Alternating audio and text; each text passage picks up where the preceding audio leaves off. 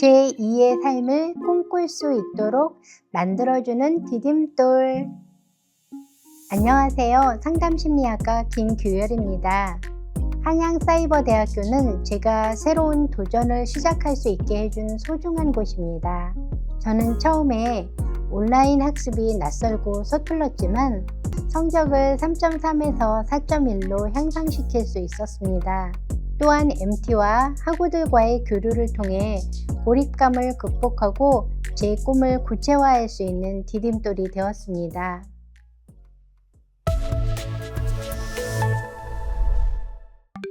지금까지 살면서 자신이 경험한 중요한 사건 중 다른 학우들에게도 교훈이나 영감을 줄 수 있는 사건이 있다면 소개해 주세요.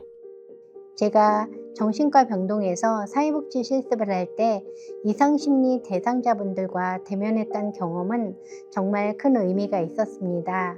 그분들의 이야기를 들으면서 정신과 환자들에게 가졌던 편견 같은 것을 극복했고, 나와 똑같이 꿈을 가지고 미래를 꿈꾸며 나름 열심히 살고자 하는 그분들의 모습을 보고 감동했습니다. 하지만 그들이 가진 질병으로 인해 그들의 꿈은 가로막혀 있었고 일상적인 생활조차 할 수 없어서 정신병동에 입원할 수밖에 없었습니다. 그들은 가족들에게조차 버림받을까봐 두려워하고 있었는데 저는 그들에게 당신 잘못이 아니라고 말해주었고 앞으로도 그들에게 도움이 되고 싶어서 상담이라는 길을 선택하게 되었습니다. 이 사건을 통해 얻은 통찰이나 교훈이 있다면 소개해 주세요.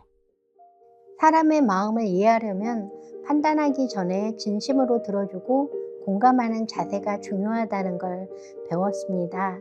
그리고 진심으로 사람을 대한다면 경계하던 상대방도 마음을 열게 된다는 것을 알았고, 이런 경험이 저를 더 성장하게 했습니다. 이 경험이 학업이나 직업 선택에 미친 영향과 다른 학우들에게 공유하고 싶은 내용이 있다면 소개해 주세요. 이 경험은 제가 상담심리학과에 입학하게 된 결정적인 계기가 되었습니다. 사이버대 특성상 사회에서 다양한 경험을 한 후에 입학하신 분들이 많은 시리라 생각이 듭니다. 삶에서 만나는 이런 모든 경험이 상담사가 되기 위한 충분한 자양분이 될 것이라고 생각했어요. 그래서 저는 모든 경험은 나의 자산이라는 생각으로 도전해보라고 말씀드리고 싶습니다. 자신의 강점을 키우기 위해 노력한 방법이나 전략이 있다면 소개해 주세요.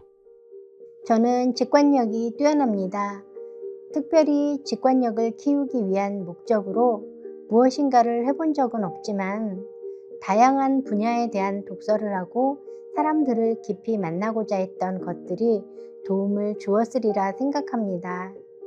또한 성실함과 근면함은 매일매일 계획을 세우고 실행하다 보니 성취감도 느끼고 목표에 조금씩 다가가고 있다고 생각합니다. 자신의 약점을 극복하거나 보완하기 위해 노력한 방법이 있다면 소개해 주세요. 내성적인 성격 때문에 사람들 앞에서 말하는 게 어려웠지만 소그룹 스터디나 독서 토론회에 참석하였습니다. 처음엔 어색했지만 차츰 익숙해졌고 자신감도 조금씩 생겼습니다. 그분들과의 관계는 내가 힘들 때마다 나를 이끌어 주었습니다. 직장이나 사회에서 기회를 발견하거나 활용한 사례가 있다면 소개해 주세요. 보건복지상담센터에서 면접과 서류를 통과하고 교육까지 받을 수 있었던 것은 준비된 자세와 끊임없는 관심 덕분이었습니다. 저는 작은 기회라도 놓치지 않고 적극적으로 도전하는 것이 중요하다고 생각합니다. 다른 학우들이 참고할 만한 외부 위협 관리 방법이나 대처 방법이 있다면 소개해 주세요. 인턴 상담사 불합격은 제게 큰 충격이었지만 이를 계기로 부족한 점을 돌아보고 사설기관을 통해 새로운 기회를 찾아갔습니다. 실패하더라도 나의 도전은 여기에서 멈출 수 없다고 생각합니다. 안 되면 될 때까지, 포기하지 않으면 끝내 이루리라, 이런 생각으로 계속 문을 두드리고 찾다 보면 언젠가는 꿈을 이룰 수 있을 거라 생각합니다. 자신의 학업이나 인생 목표 설계 중 다른 학우들에게도 도움이 될 만한 부분이 있다면 소개해 주세요. 저는 목표를 세울 때 단기, 중기, 장기로 나누고 각 단계에서 필요한 구체적인 행동 계획을 추가합니다. 예를 들어 지금은 자격증 취득과 경력 쌓기에 집중하고 이후에는 대학원 진학을 계획하고 있습니다. 목표를 설정하는 과정에서 중요하게 고려한 요소와 다른 학우들이 이를 참고하여 적용할 부분이 있다면 소개해 주세요. 제 강점과 흥미, 그리고 현실적인 사회적 필요를 고려했습니다. 이를 통해 학습 동기를 잃지 않고 꾸준히 나아갈 수 있었습니다. 다른 분들도 목표를 세울 때 현실과 이상 사이의 균형을 찾는 것이 중요하다고 생각해요. 목표를 실행에 옮기기 위해 활용하는 구체적 방법이나 노력이 있다면 소개해 주세요. 저는 영화 감상과 독서를 많이 하는 편입니다. 상담 심리는 인간에 대한 폭넓은 이해가 필요하므로 문학 작품을 중심으로 다양한 독서를 한 후 독서 감상문도 작성하고 독서 토론 모임을 통해서 좀 더 이해의 폭을 넓히고 있습니다.